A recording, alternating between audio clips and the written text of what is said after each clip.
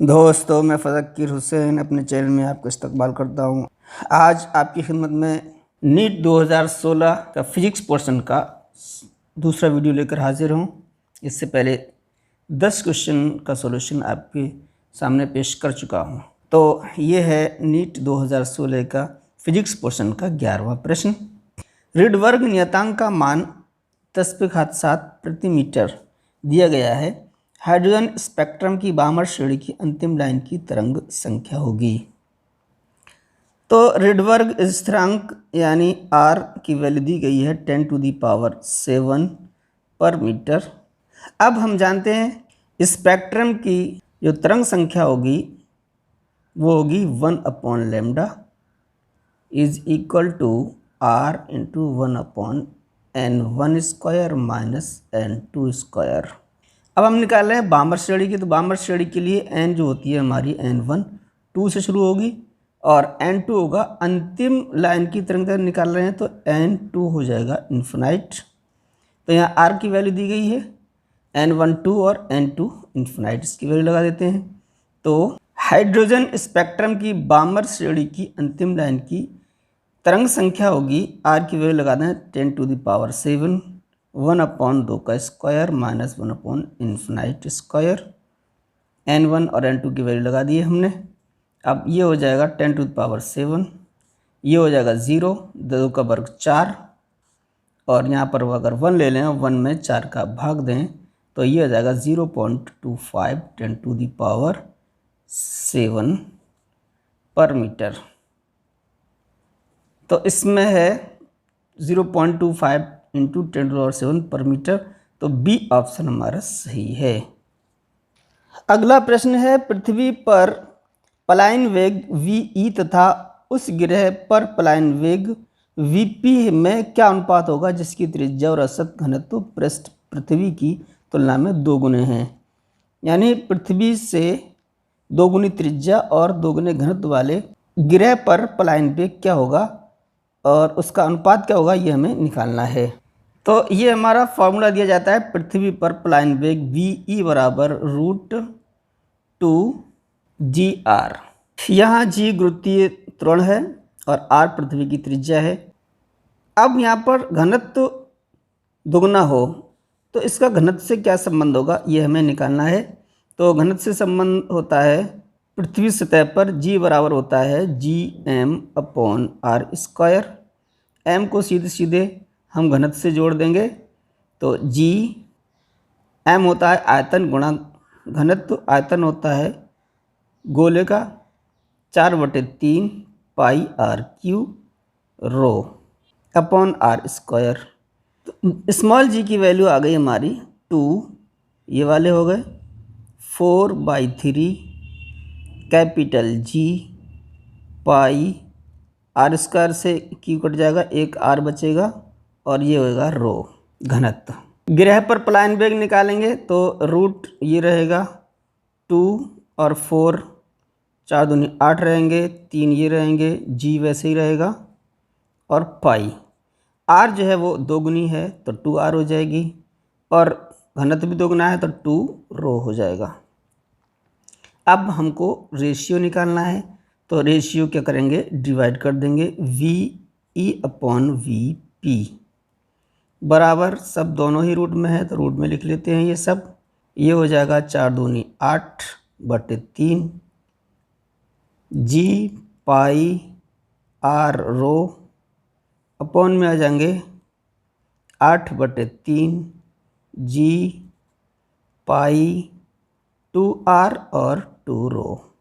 तो यहाँ पर ये जो था g की वैल्यू थी, ये r और है तो यहाँ हो जाएगा हमारी r स्क्वायर, तो ये 2r का स्क्वायर हो जाएगा।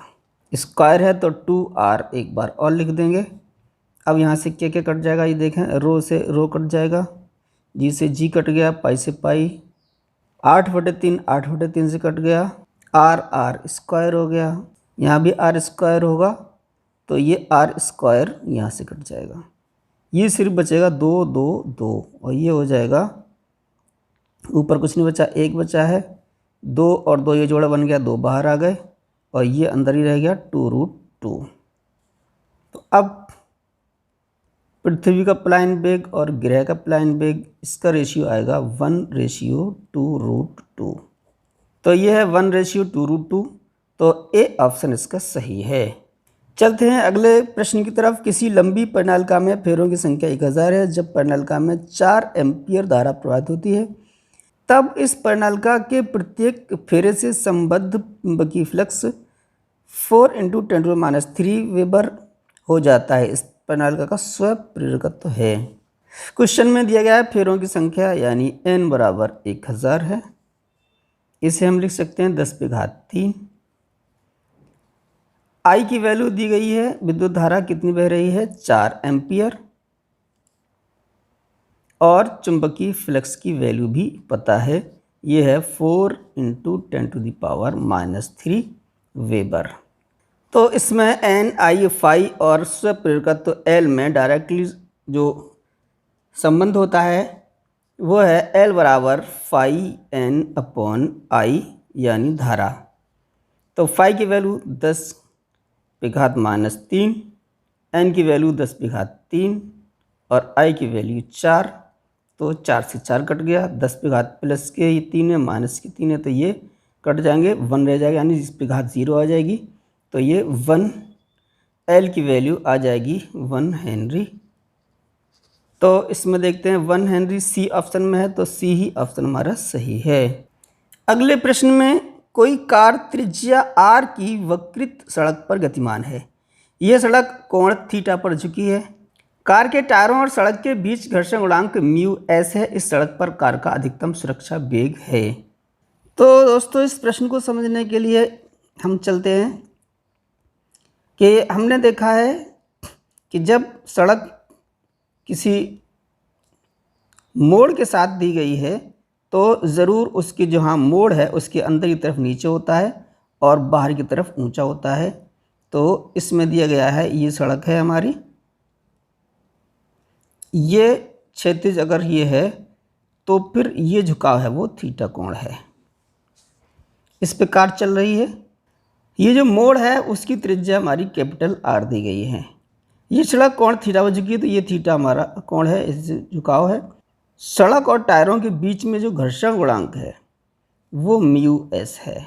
अब इसका कोई ना कोई द्रव्यमान होगा, इसका नीचे की तरफ भार कार्य करेगा mg।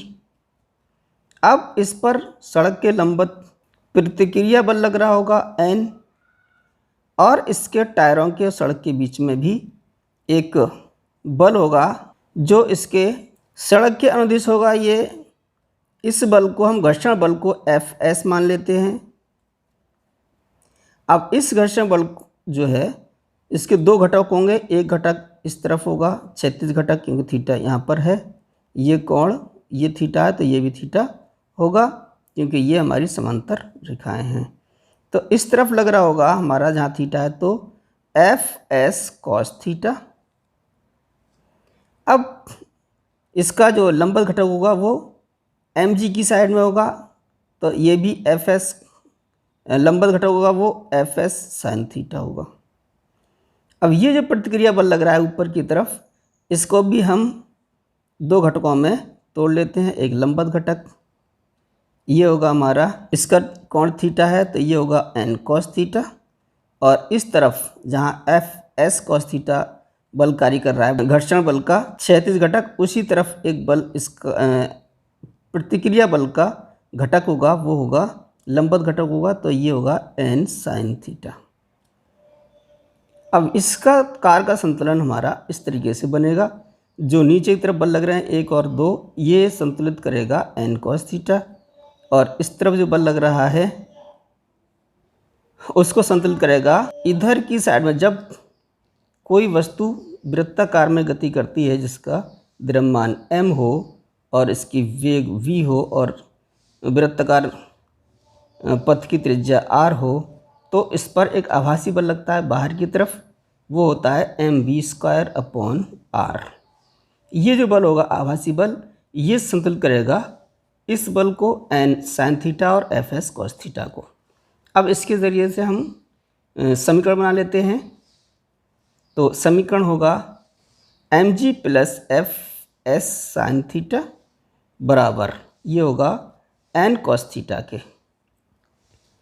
तो एम जी बराबर हो जाएगा N cos theta minus F S sine theta. तो ये एक हमारा समीकरण बन गया है। अब दूसरा समीकरण बनाएंगे। दूसरा समीकरण बनेगा N sine theta plus F S cos theta, ये बराबर इसको समतुल्य करेगा M V square upon R. अब यहाँ से हमें v की वैल्यू निकालते हैं जो इसके सुरक्षित हो। तो ये जो है हमारे v वेग जो है वो सुरक्षित वेग वही होगा जब इनको दोनों को बराबर इसकी वैल्यू हो। हमें v की वैल्यू निकालना है, तो फिर इसमें डिवाइड कर दें तो m यहाँ से कैंसिल हो जाएगा क्योंकि m दिया भी नहीं है। तो देखते हैं M V square upon R, upon में रख दें एम जी, तो बराबर हो जाएगा, ये ऊपर है तो ये चीज़ ऊपर होगी N sine theta plus F S cos theta बटे ये नीचे है एम जी, तो ये नीचे होगी N cos theta minus F S sine theta. M से एम कट गया है, वी की वैल्यू निकालना है, आर जी इधर पहुँचा देंगे तो वी स्क्वायर बराबर आ जाएगा आर जी। तो ये N sine theta, F S है वो घर्षण बल है और ये होता है हमारा म्यू एस यानी घर्षण गुणांक इंटू एन यानी प्रतिक्रिया बल, तो ये हो जाएगा cos theta upon N cos theta minus mu S N sine theta. ऊपर और नीचे यानी अंश और हर में डिवाइड कर दें एन से और साइन थीटा से। एन साइन थीटा से ये भी डिवाइड कर दें, ये भी डिवाइड कर दें, तो इसकी वैल्यू पर कोई असर नहीं आएगा। v की वैल्यू निकालना है तो ये v स्क्वायर है तो v बराबर आ जाएगा रूट के अंदर R G. N sine theta की डिवाइड कर रहे हैं तो ये 1 हो जाएगा प्लस एन कट जाएगा कॉस बटे साइन।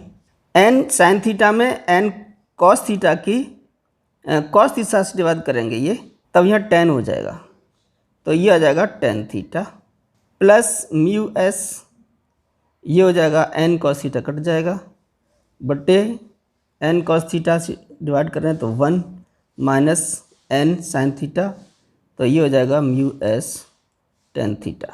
हम यहाँ साइन थीटा से डिवाइड करते तो ये कॉट आ जाता, जो हमारे इसमें जो ऑप्शन दिए हैं उसमें नहीं है, इसलिए इसको एन कॉस थीटा से डिवाइड किया है ताकि साइन बटे कॉस 10 हो जाए। तो ये आ गया है हमारा answer R G mu S plus tan theta 1 minus mu S tan theta, तो ए ऑप्शन हमारा सही है। 15वां प्रश्न है चुंबकीय सुग्राह्यता ऋणात्मक होती है तो अनुचुंबकीय पदार्थ के लिए चुंबकीय सुग्राह्यता प्लस होती है, लौह चुंबकीय पदार्थ के लिए भी प्लस होती है और इन दोनों के लिए प्लस होती है। तो चौथा ऑप्शन है केवल प्रतिचुंबकीय पदार्थ के लिए चुंबकीय सुग्राह्यता ऋणात्मक होती है, तो डी ऑप्शन हमारा सही है। 800 हर्ट्ज आवृत्ति की ध्वनि उत्पन्न करने वाला कोई सायरन किसी प्रेक्षक से एक चट्टान की ओर 15 मीटर पर सेकंड की चाल से गतिमान है, तब उस ध्वनि की आवृत्ति जिसे चट्टान से परावर्तित प्रतिध्वनि के रूप में वो प्रेक्षक सुनता है क्या होगी। प्रश्न में दिया गया है 800 हर्ट्ज आवृत्ति का सायरन है, यानी सायरन है जो स्रोत है उसकी वास्तविक आवृत्ति है 800 हर्ट्ज और वायु की चाल जिसमें वो ध्वनि गतिमान है वो है v बराबर 330 मीटर पर सेकंड। अब सोर्स की चाल vs मान लेते हैं, ये है 15 मीटर पर सेकंड। अब प्रेक्षक को सुनाई देने वाली आभासी आवृत्ति f डैश होगी v upon v minus V S into F. इसको सॉल्व करने आंसर आ जाएगा, ये है हमारी 330 v ध्वनि की चाल, 330 माइनस स्रोत की चाल 15 मीटर पर सेकंड और वास्तविक आवृत्ति 800। इसको सॉल्व कर लेते हैं।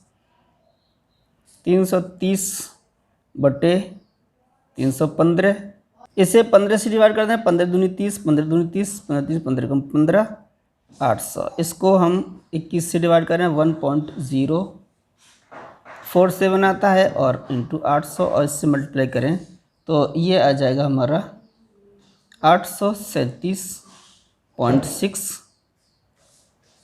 तो इसको हम 838 भी लिख सकते हैं अप्रॉक्सीमेटली।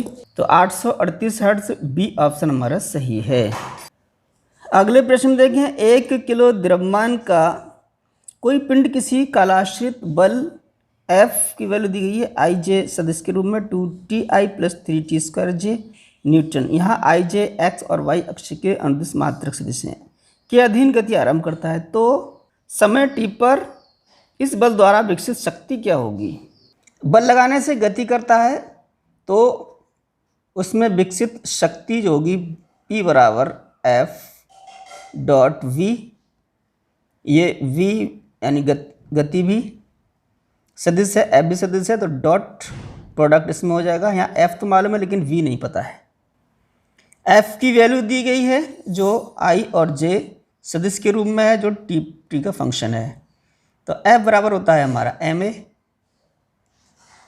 m की वैल्यू दी गई है 2ti + 3t² जे, m का मान 1 है तो a की वैल्यू हो जाएगी हमारी a, ये है हमारा त्वरण 2ti + 3t² जे, a त्वरण है और ये हमारा होता है dv यानी v का डिफ्रेंशिएशन t के सापेक्ष। तो dv/dt आ जाएगा 2ti + 3t² जे। t को इधर ले लें तो dv बराबर आ जाएगा 2ti + 3t² J into T. अब t के सापेक्ष अगर इसका समाकलन कर दें तो v की वैल्यू आ जाएगी। समाकलन कर देते हैं। dv = 2ti + 3t² जे dt। समाकलन में क्या होता है, यहाँ 1 है तो ये 1 का v आ जाएगा, यानी अगर कांस्टेंट है तो उसका जो हम जिसका समाकलन कर रहे हैं जिसके सापेक्ष वही आ जाता है। समाकलन में जिसके सापेक्ष कर रहे हैं t, तो इसकी घात 1 है, घात बढ़ जाएगी, 1 बढ़ जाएगी 2 हो जाएगी घात, और इस 2 घात का से डिवाइड कर देंगे, i ऐसे ही रहेगा। 3 × t² है तो इसकी 3 घात हो जाएगी, बटे में 3 आ जाएगा। इसका जो घात है उसका वो भाग में आ रहा है, इससे मतलब नहीं है, यहाँ 2 है यहाँ 3 है, तो 2 3 आया तो ये हमारा घात के हिसाब से आया, यहाँ चाहे कोई संख्या होती। ये i और ये j। अब v बराबर आ गया है हमारे पास, 2 से 2 कट गया, t² i + 3 से 3 कट गया, t³ j। अब हमें पावर निकालनी है यानी शक्ति, तो पावर हमने बताई थी F.v। F की वैल्यू लगा देते हैं 2ti + 3t² J dot v की वैल्यू लगाते हैं t² i + t3 जे। अब डॉट प्रोडक्ट में क्या होता है, जो सदिश हैं वो ख़त्म हो जाते हैं। जिसका जो सदिश जिस सदिश का यानी i का एक अंक सदिश है ये, तो जो कोफिशिएंट है उससे मल्टीप्लाई हो जाएगा, यानी 2t का मल्टीप्लाई t² से प्लस जे के कोफिशिएंट का मल्टीप्लाई हो जाएगा 3t² का t³ से। बड़ा में घातें जुड़ जाती हैं तो 2q हो जाएगा, घात 1 है 3 घातें हो गई, 3t पे 2 3 5 घातें हो गई। ये हमारी पावर आ गई है 2t³ + 3t5 वाट। सी ऑप्शन इसका सही है। अगला प्रश्न है, द्रव्यमान m तथा त्रिज्या r की किसी डिस्क से r व्यास का कोई वृत्ताकार छिद्र इस प्रकार काटा जाता है कि उसकी नेमी डिस्क के केंद्र से गुजरे। डिस्क के शेष भाग का डिस्क के लंबवत उसके केंद्र से गुजरने वाले अक्ष के प्रति जड़ता गुण क्या होगा। इस प्रश्न में r त्रिज्या की एक डिस्क है, इसमें से r व्यास का एक छिद्र किया जाता है जिसका जो एक सिरा इसके केंद्र से होकर जाता है। अब हमें इस डिस्क के लंबवत केंद्र से जाने वाली अक्ष के प्रति इसको निकाल कर ये डिस्क भी निकले, ये जो निकलेगी वो डिस्क होगी। तो जो निकालने के बाद शेष डिस्क का जड़ता गुण निकालना है, यानी मूवमेंट ऑफ इनर्शिया। तो I बराबर हो जाएगा किसी डिस्क का, पूरी डिस्क का निकाल लेते हैं पहले। तो पूरी डिस्क का जड़ता गुण होगा इसके केंद्र से जाने वाली अक्ष के प्रति, इसका अगर द्रव्यमान m है और त्रिज्या r है तो mr²/2। ये हो गया उस डिस्क का जिसमें सुराख नहीं है। अब ये काट कर जो सुराख किया जाएगा उससे जो निकलेगी वो भी डिस्क होगी, उसका जड़ता गुण इसमें माइनस कर देंगे। तो पहले उसका इस जो डिस्क निकाली है, छिद्र किया गया है, तो इसका जड़ता गुण निकालना है। इसका m हमें पता नहीं है, तो इसका m कितना होगा, तो यहाँ से निकालेंगे πr²। इसका जो आयतन है वो m है। अब m डैश कितना होगा, r हमारी r/2 हो गई है, तो ये आ जाएगा πr²/4 और πr है हमारा कैपिटल M। तो यानी जो द्रव्यमान था वो चौथा ही रह गया इसका। तो इसकी अब इस डिस्क का तो सेंटर है, लेकिन इसका जो है इसका किनारा छूकर जा रहा है, ये जो अक्ष है वो इसके एक साइड में है। तो इसका मूवमेंट ऑफ इनर्शिया निकालेंगे, इसके केंद्र से हमें मालूम है वो हो जाएगी mr²/2। हम पैरेलल अक्षों की में लगाएंगे तो ये हो जाएगी हमारी ma²। m हमारा अभी निकाला है m/4 है, इसे स्मॉल m मान लेते हैं। m/4 त्रिज्या 2 ये है, त्रिज्या है r/2 आधी रह गई है, m है m/4 और a जो है यहाँ से यहाँ तक की दूरी होगी वो भी ये क्या है r/2 का स्क्वायर। तो अब इसको निकाल लेते हैं हम, ये हो जाएगा mr² अपॉन 2 दूनी 4 दूनी 8, 2 दूनी 4 हो जाएगा, इस 2 का स्क्वायर है तो 8 चौक 32 प्लस mr², 4 ये है और 4 ये भी हो जाएगा, 4 चौक 16। इसको जोड़ना है, हर बराबर करने के लिए 2 को गुणा कर देते हैं, तो ये आ जाएगा mr²/32 प्लस 2mr²/32, तो ये होगा 3mr²/32। ये है हमारी छोटी डिस्क जो निकाली गई थी सुराख करने के लिए I। अब ये हम माइनस कर देंगे इसमें, तो शेष डिस्क का जड़ता गुण हमारा पूरी डिस्क का है पूरी डिस्क का है mr²/2 माइनस ये जो डिस्क निकाली थी इसका जड़ता गुण है 3mr²/32। इसको घटाने के लिए हर बराबर करना है, 16 दूनी 32 होता है, 16 से मल्टीप्लाई ऊपर नीचे कर देंगे, ये 32 हो जाएगा, हर बराबर हो जाएगा, तो ये आ जाएगा हर में 32। 16mr² में 3mr² घट गया, 13mr²/32 ये आ गया हमारा शेष डिस्क का मूवमेंट ऑफ इनर्शिया। तो ये 13mr²/32, तो ये ऑप्शन हमारा सही है। अगला प्रश्न है, जब चौड़ाई a की किसी एकल झिर्री पर 5000 एंगस्ट्रॉम तरंगदैर्ध्य का प्रकाश आपतन करता है तो झिर्री के कारण उत्पन्न विवर्तन पैटर्न में 30 अंश के कोण का पहला निम्नलिखित दिखाई देता है। पहला द्वितीयक उच्चिष्ट जिस कोण पर दिखाई देगा वो कौन सा कोण है, यानी कोण निकालना है। तो ये हमारी झिर्री है जिसकी जो चौड़ाई है वो a है, ये हमारा मध्य बिंदु है। इससे जो प्रथम निम्नलिखित दिखाई देता है उसका यहाँ से कोण है वो थीटा है। इसका कोण दिया गया है 30 डिग्री। हमें निकालना है कि इसके बाद द्वितीयक उच्चिष्ट जिस कोण पर दिखेगा वो कोण कौन सा होगा, ये हमें कोण निकालना है। तो ब्रैग के विवर्तन नियमानुसार झिर्री की चौड़ाई a है तो कोण 30 है, तो a थीटा बराबर n लैम्डा, और n की वैल्यू 1 दी गई है यानी प्रथम निम्नलिखित है, तो 1 इंटू लैम्डा बराबर लैम्डा।